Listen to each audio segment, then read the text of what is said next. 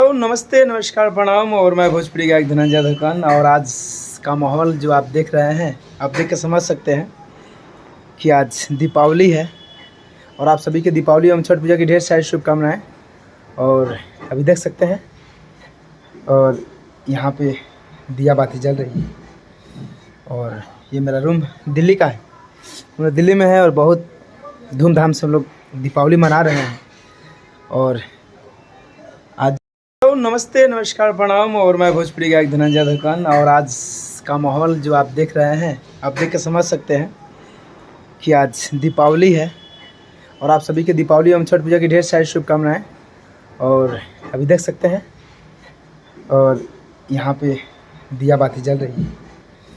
और ये मेरा रूम दिल्ली का है, मैं दिल्ली में है। और बहुत धूमधाम से हम लोग दीपावली मना रहे हैं। और आज तो नमस्ते, नमस्कार, प्रणाम। और मैं भोजपुरी गायक धनंजय धक्कन। और आज का माहौल जो आप देख रहे हैं, आप देख के समझ सकते हैं।